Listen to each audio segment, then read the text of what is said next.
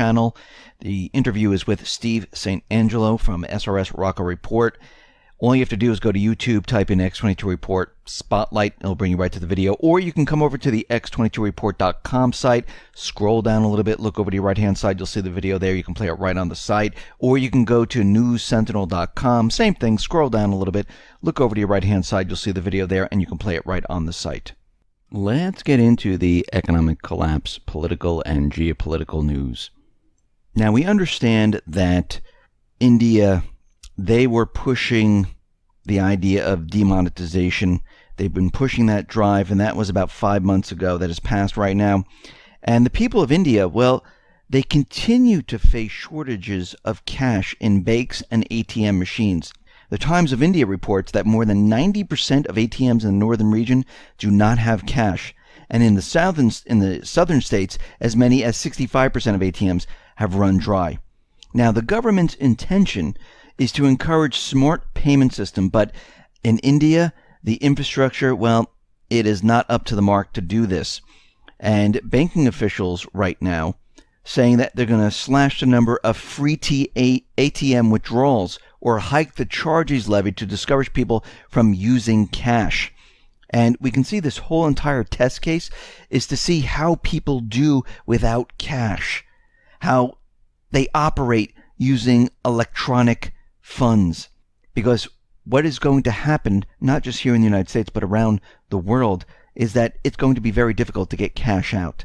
When the collapse of the system comes, or when they put forth the idea that there'll be no more cash, because we know that the IMF already came out with a working paper showing how to basically get rid of the cash and go directly to electronic.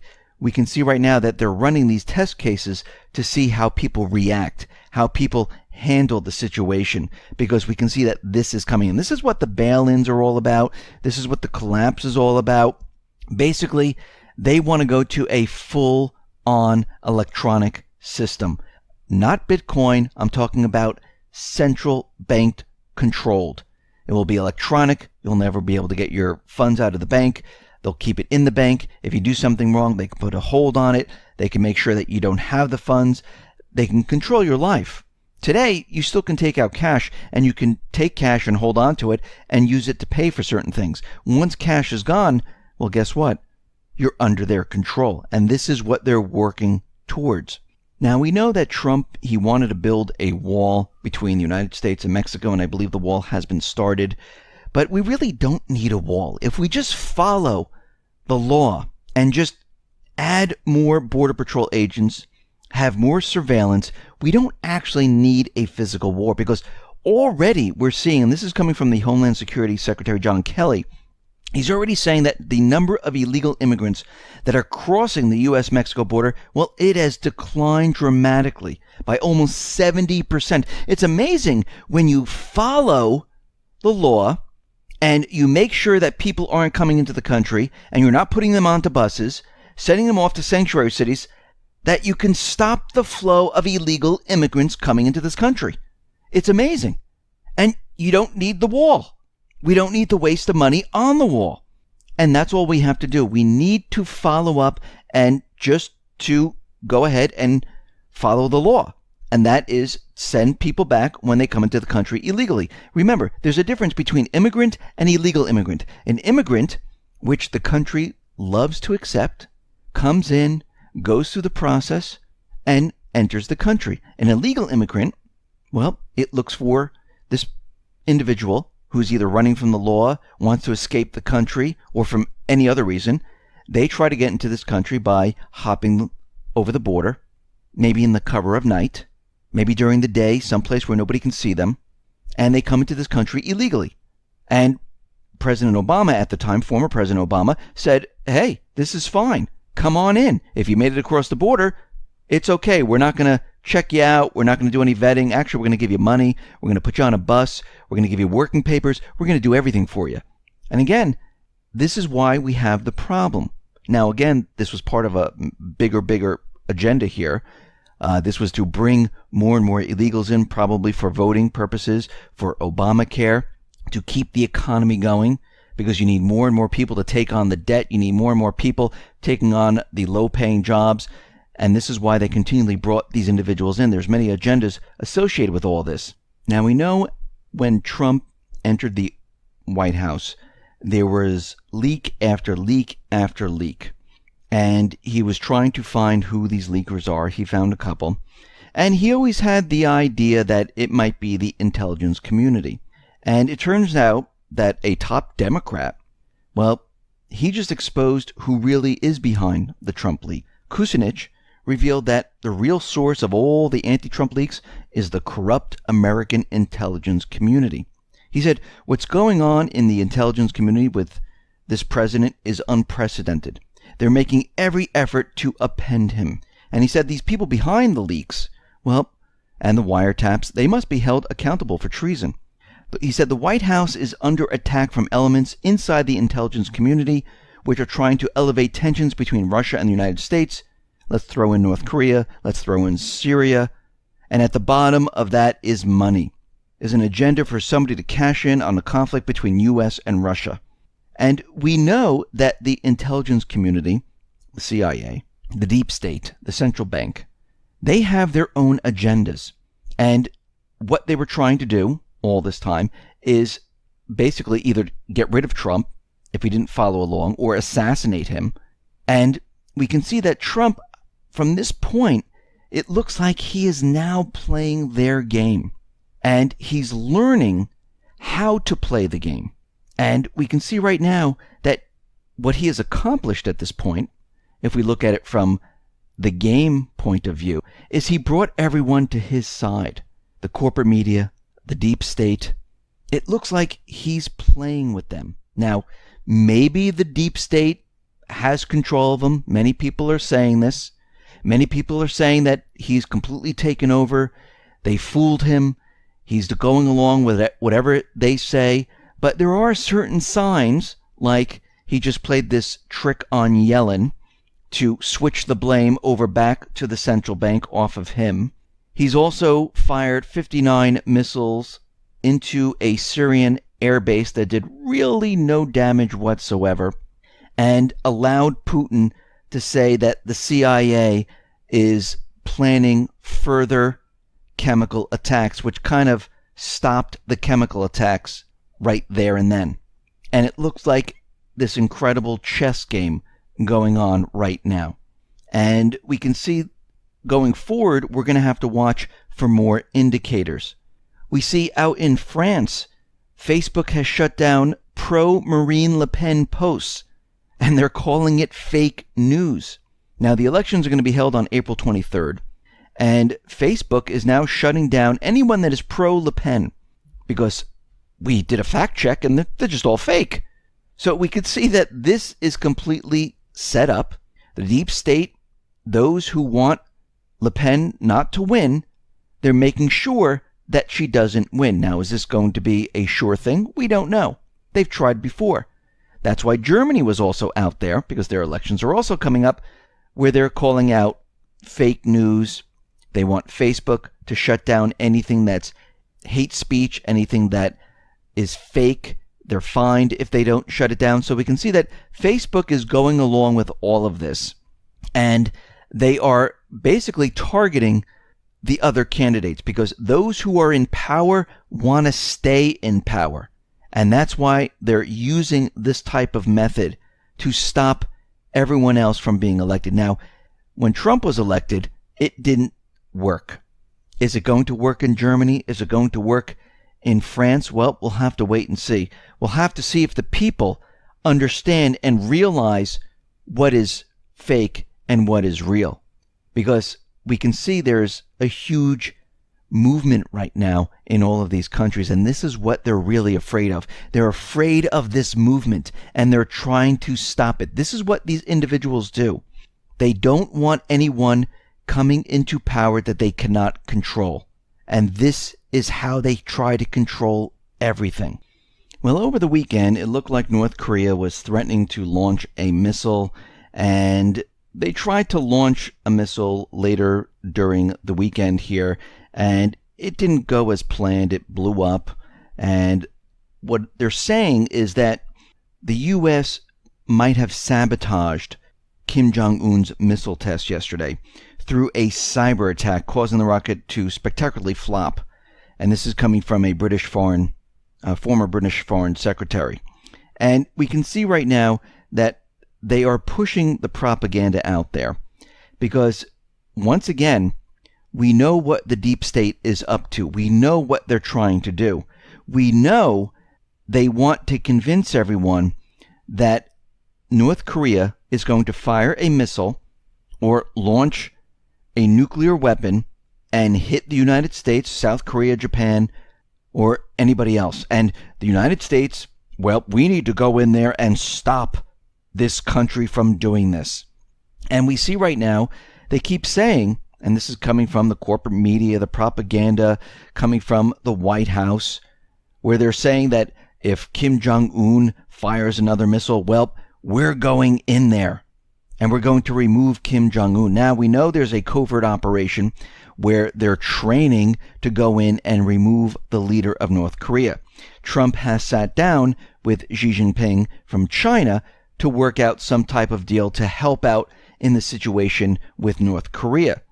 And we can see that the North Koreans, well, they're saying, listen, we will test our missiles whenever we want. You can't tell us what to do.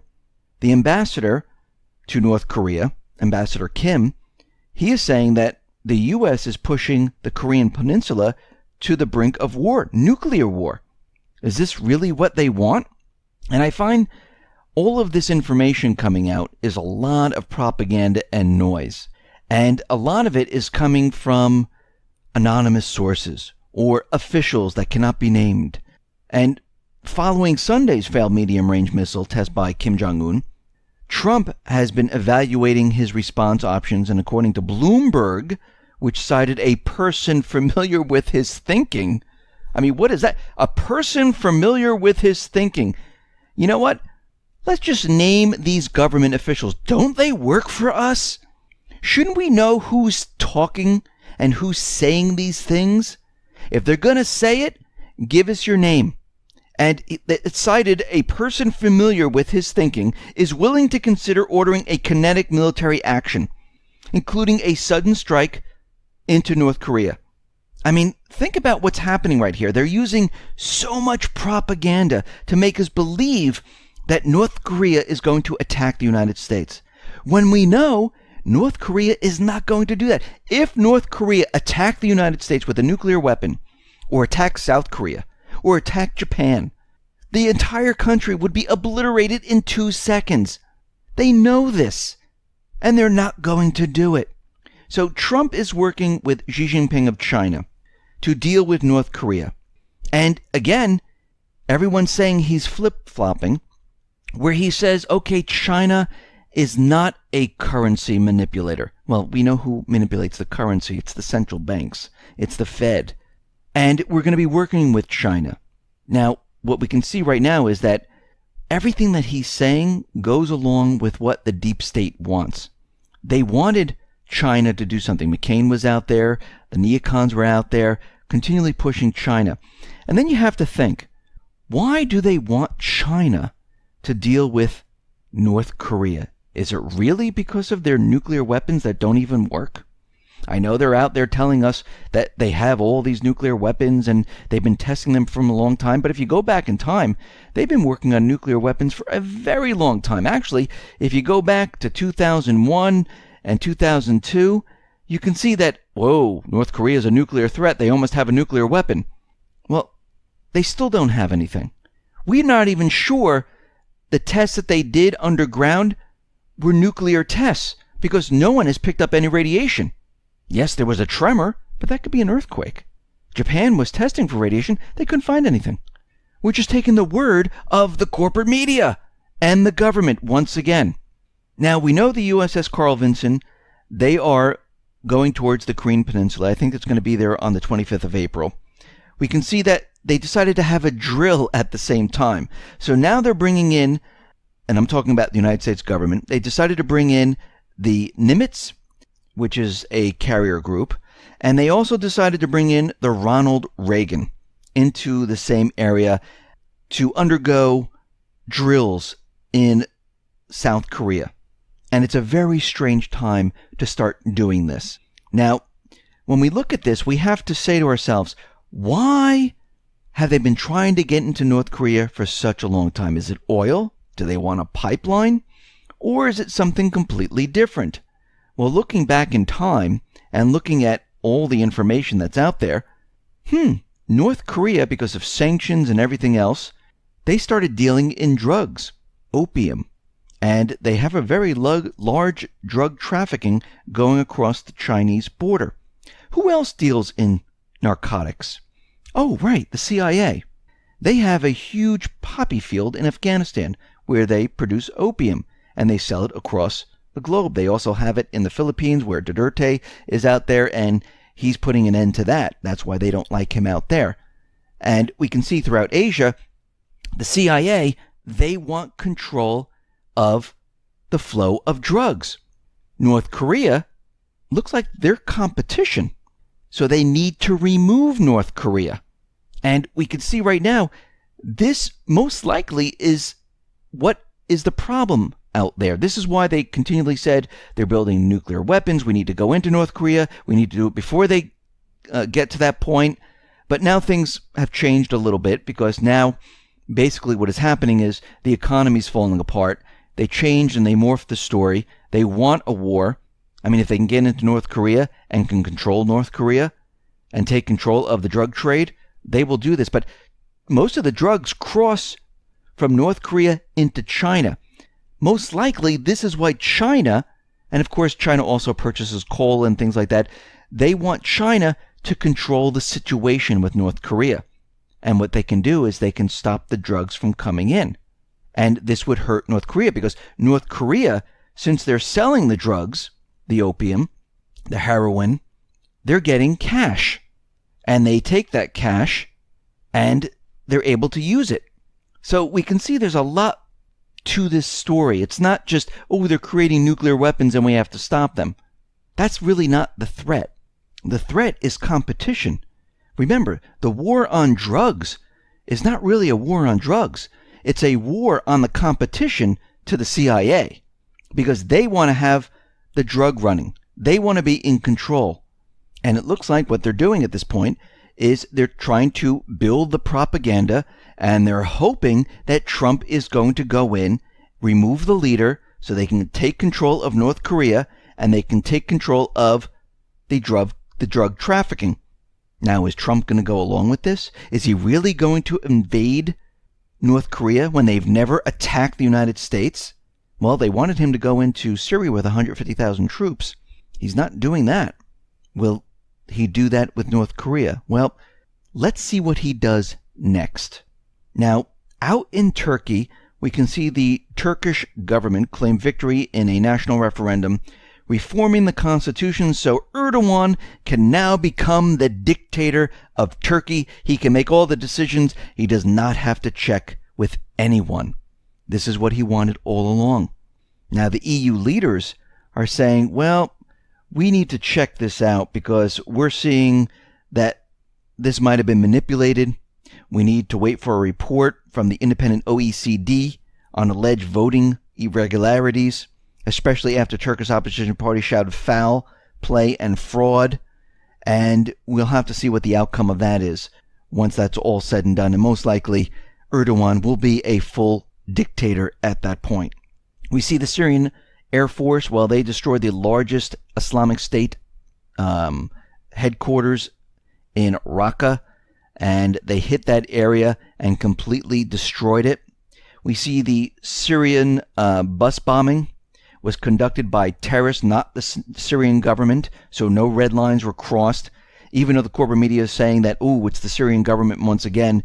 But if you really think about it, why would Assad once again set up an agreement with 4 cities between the Syrian government and the Western-backed terrorist forces to evacuate civilians to Syrian government territories, or terrorist supporters to terrorist-held territory? It would make no sense whatsoever. The plan was devised to minimize civilian casualties and to eliminate the necessity to reclaim territory isolated by opposing forces, a plan that was facilitated by Iran and Qatar. Around 126 people were killed in the attacks, including at least 80 children. Now, interestingly enough, many mainstream media outlets are attempting to blame the bombing on the Syrian government, despite the fact that the attack was a suicide bombing, a hallmark of the Western-backed opposition. In addition, it is yet to be explained why the Syrian government would bomb its own loyalists, which it negotiated to have evacuated, or why the Syrian government would benefit from doing so. They wouldn't. Journalist Vanessa Beeley, reported from Inside Syria, stated the terrorist responsible for the bombing was Al-Sham, an organization considered moderate by the United States. So once again, it is the terrorists. Russia right now is demanding an explanation from the UK, because the UK is saying that, listen, we went in there, we took some samples, and yes, it's sarin gas. And they're saying, how did this possibly happen? The Organization for the Prohibition of Chemical Weapons, well, that team that you sent in, it was all UK nationals. So this makes no sense. It wasn't diverse enough. And where did you get the samples? And why wasn't anyone told about this? So right now, Russia is looking at that situation saying, we'd like to see the evidence. We'd like to show us where you got all of this. And most likely it's from Turkey. Now, the Syrian government, they're saying, listen, we're going to invite experts in to investigate the chemical attacks. They can come right to the site. They can check it all out. And we want the organization that is coming in to do an impartial investigation into what happened here.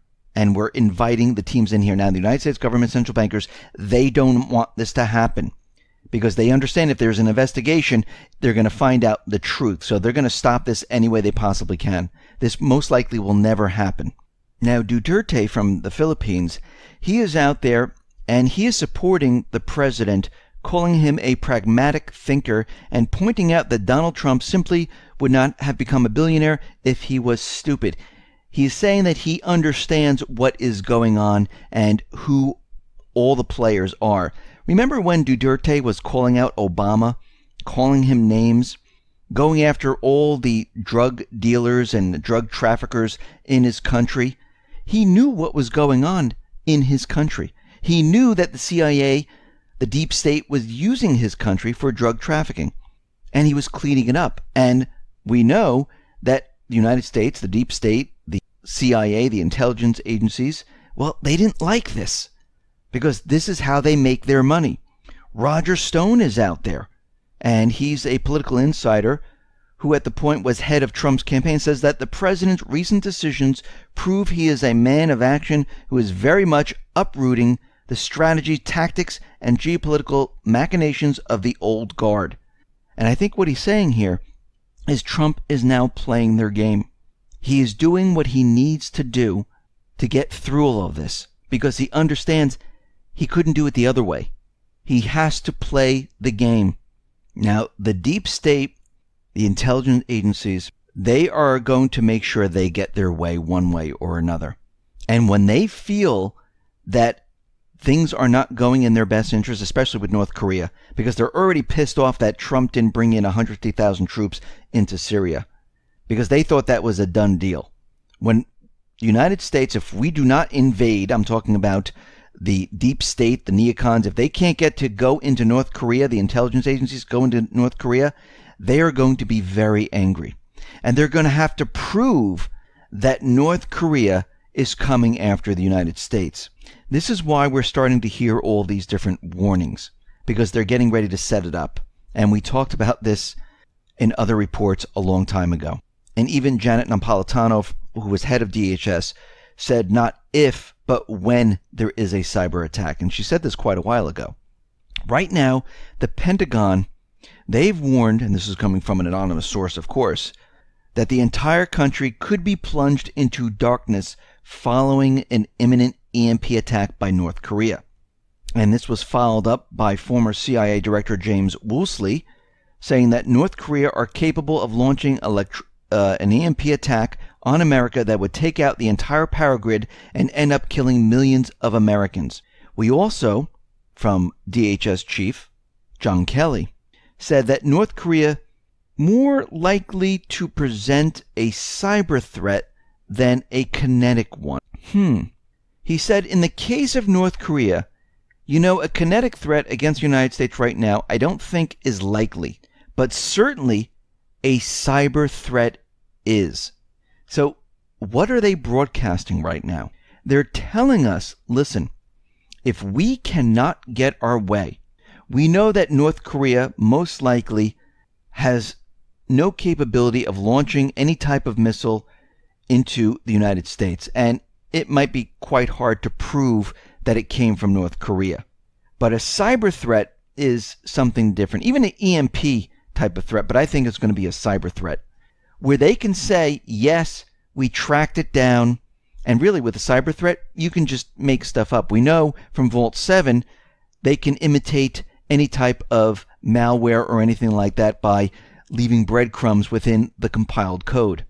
And we can see right now, just from these individuals, they are telling us that this most likely will be the outcome. Actually, we have Ted Koppel out there saying that a cyber threat from Syria and North Korea is a possibility.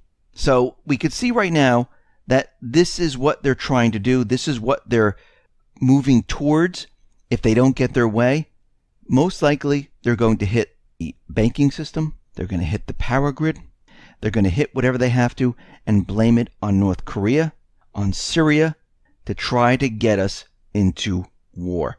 Listen, everyone, thanks a lot for listening. Be well, be safe, and especially be prepared. Thanks a lot.